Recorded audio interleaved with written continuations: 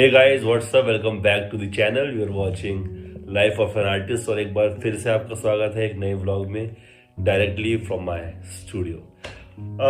Last vlog आपने देखा जो कल रात ही मैंने रिलीज किया है। कल सुबह व्लॉग नहीं आ पाया क्योंकि परसों जो हमने शूट किया जहाँ मैं गया था बहुत ज़्यादा थक गया था। I was not feeling well.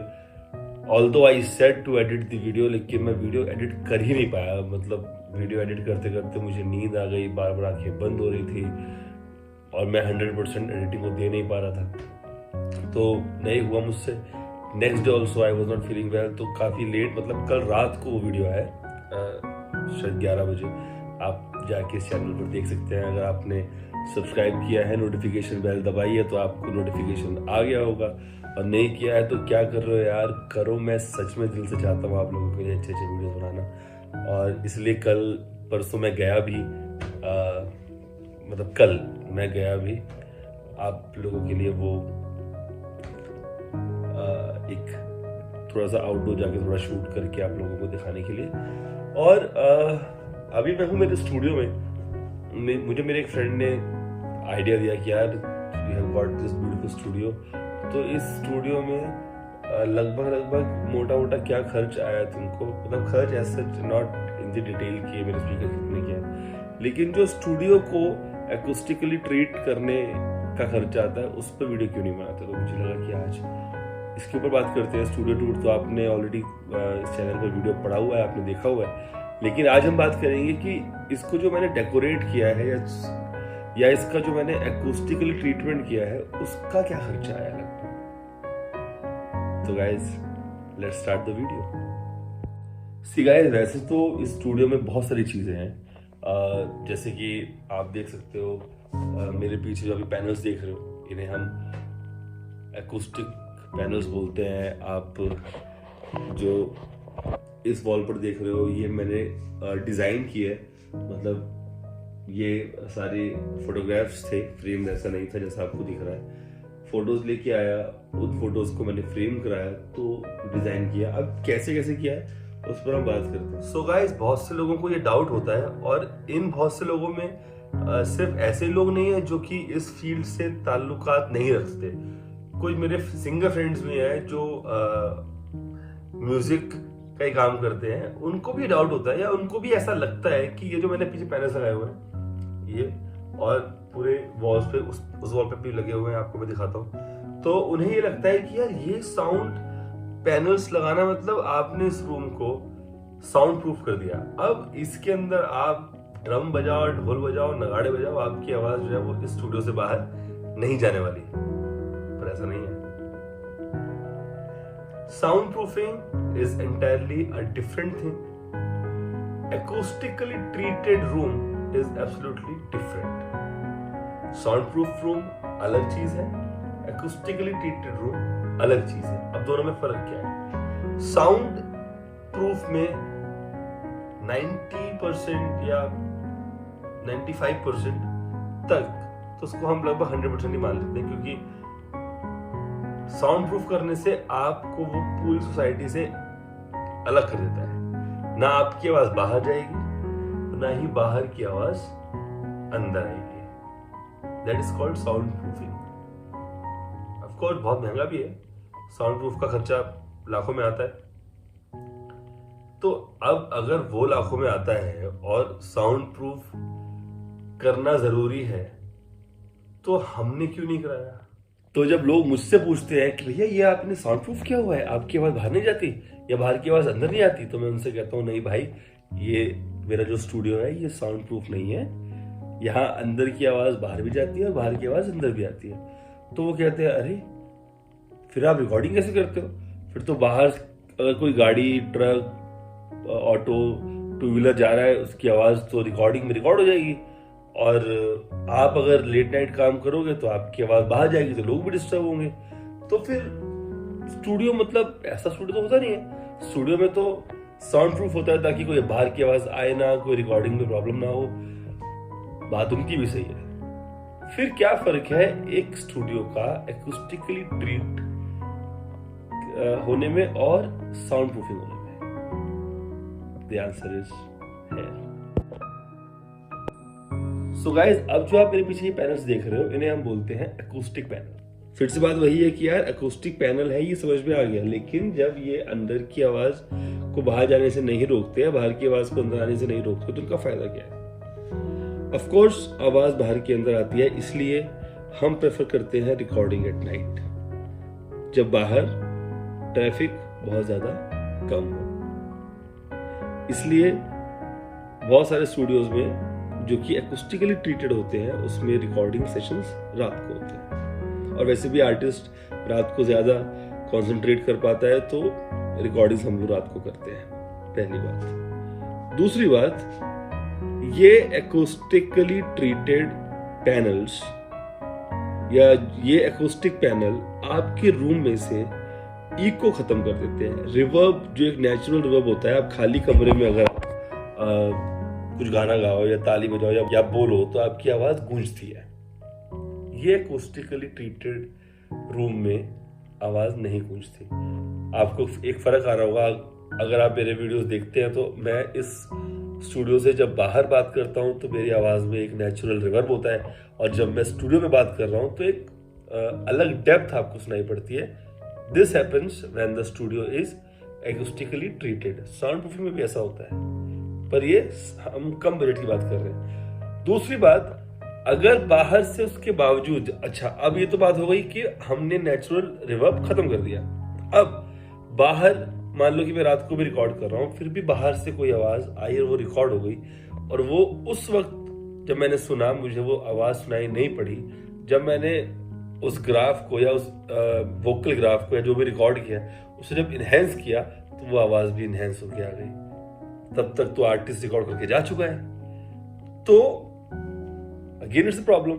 तो होता क्या है कि अब जो नए नए सॉफ्टवेयर्स आ गए हैं उन सब में इतनी काबिलियत है कि कई डीबी तक एक्स्ट्रा साउंड को आप खत्म कर सकते हो। बहुत ज्यादा नहीं, बाहर से कोई ट्रक गुजर गया उसकी आवाज को आप एकदम जीरो नहीं कर सकते, लेकिन काफी हद तक उसे मिनिमाइज कर सकते हैं, उसे खत्म भी किया जा सकता है अगर वो कम डीबी का है, जो आपको नॉर्मल सुनाई नहीं पड़ा। ट्रक की आवाज रिकॉर्ड होगी तो वो तो आप जब सुनोगे हेडफोन लगा के या जब आप रिकॉर्ड करो तभी आपको सुनाई पड़ जाएगा यार ट्रक की आवाज आ गई, टेक दोबारा करो। मैं यही कह रहा हूँ कि जब आपने सुना और आपको तब सुनाई नहीं पड़ा, जब आपने ट्रैक को इनहेंस किया तब आपको सुनाई पड़ा, तो उस चीज को, उस ग्राफ को कुछ प्लगइन्स लगा के उसे खत्म किया जा सकता है। अब पूछने वाले एक बात और पूछेंगे कि क्या इन एकॉस्टिक पैनल्स का काम सिर्फ इतना ही होता है कि ये इस रूम में से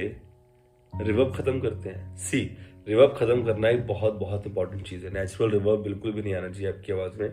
आपकी जो वॉइस है वो एकदम रॉ रिकॉर्ड होनी चाहिए, लेकिन सिर्फ रिवर्ब खत्म करने के काम नहीं आते हैं ये पैनल्स। जब आप गाना रिकॉर्ड करने के बाद, सारी रिकॉर्डिंग डब करने के बाद बैठते हैं और जब आप मिक्स मास्टर करते हैं तो आपका जो साउंड वेव ट्रेवल करता है, ये पैनल्स भी कुछ इस तरीके से लगाए जाते हैं। इस पर मैं एक अलग वीडियो बनाऊंगा कि पैनल्स ऐसे नहीं है कि उठा के आपने कहीं भी लगा दिया। There is a certain path जिस पाथ में साउंड वेव ट्रेवल करता है। तो जहां जहां साउंड वेव ट्रेवल करता है वहां पर हमें पैनल्स लगाते हैं, ताकि काफी हद तक up to a certain percentage वो आवाज जो है वो उसमें एब्जॉर्ब हो जाती है। जब हम मिक्स करते हैं, मास्टर करते हैं, मिक्स करते हैं, एक एक ट्रैक को सुनते हैं तो आवाज दीवार से टकरा के वापस नहीं आती। अगर आवाज टकरा कर वापस आएगी, अगेन आपको मिक्स करने में प्रॉब्लम होगा। बहुत सारे बड़े बड़े प्रोजेक्ट्स अब ऐसे ही स्टूडियोज में बन रहे हैं दोस्तों, क्योंकि हम सॉफ्टवेयर्स में इतने ज्यादा स्ट्रांग हो गए हैं कि हमें अब प्रॉपर साउंड प्रूफिंग स्टूडियोज की जरूरत नहीं है। हाँ, आपको ड्रम्स रिकॉर्ड करने हैं या आपको बहुत ज्यादा कुछ एकॉस्टिक चीजें रिकॉर्ड करनी है तो आपको एक रिकॉर्डिंग बूथ की जरूरत पड़ सकती है। तो लोगों ने पूरा रूम ना साउंड प्रूफ करा के एक बूथ बनाते हैं काफी लोग, जिसको पूरा साउंड प्रूफ कर देते हैं और उसके अंदर वो पर्टिकुलर इंस्ट्रूमेंट रिकॉर्ड होगी। गाइस, पहले की रिकॉर्डिंग में और आज की रिकॉर्डिंग में बहुत फर्क आ गया है।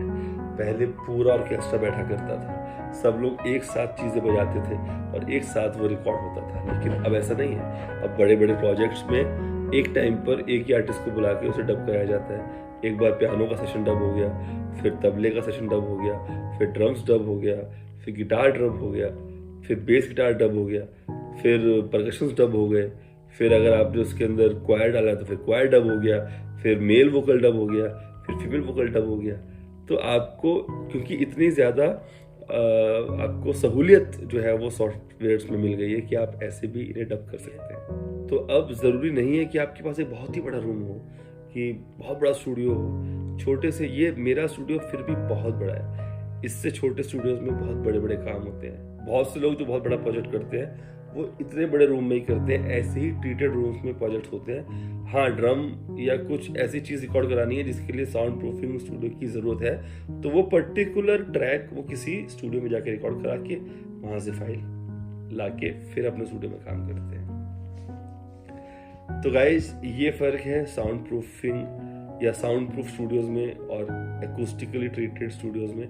मेरा स्टूडियो एक्ूस्टिकली ट्रीटेड है, मुझे ज़रूरत नहीं है मैं 8-10 लाख रुपए या 5-7 लाख रुपए मिनिमम साउंड प्रूफ कराने में लगाऊंगा। मैं उतने का एक बहुत अच्छा स्टूडियो गियर ले लूँगा जो मुझे बाकी चीज़ों में इन्हेंस करने में काम आएगा। ये फ़र्क है एक ओल्ड स्कूल स्टूडियो सेटअप में और अब जो मॉडर्न हो रहा है। ऐसा नहीं है कि वो साउंड प्रूफिंग स्टूडियो मॉडर्न नहीं है, लेकिन अब मैं सच कह रहा हूँ आपको 90% लोग ऐसे ही स्टूडियो में काम करते हैं। ये बहुत बड़ा स्टूडियो है, लोग अपने बेडरूम में सेटअप लगा के काम करते हैं। पैनल्स जो है वो ऑफकोर्स सिर्फ रिवर्ब रोकते हैं और मिक्सिंग मास्टरिंग में हेल्प करते हैं। तो बेडरूम में तो ऑलरेडी इतना सामान होता है कि नेचुरल रिवर्ब तो खत्म ही हो जाती है, बाकी वहाँ पे छोटे छोटे पैनल्स लगाकर मिक्स मास्टर के लिए भी बेडरूम को तैयार कर लिया जाता है। विद दैट सेड गाइज, आज मेरा मोटिव यही था कि आपके साथ मेरे स्टूडियो की कुछ टेक्निकल चीज़ों को डिस्कस करूं। अगर आप चैनल पे नए हो तो सब्सक्राइब कर देना। मुझे नहीं मालूम कि कहाँ कहाँ तक ये वीडियो पहुंचा है, कैसे कैसे। I am really new to this vlogging things, लेकिन बहुत मज़ा आ रहा है मुझे व्लॉग बनाने में। आज ये 13th व्लॉग है।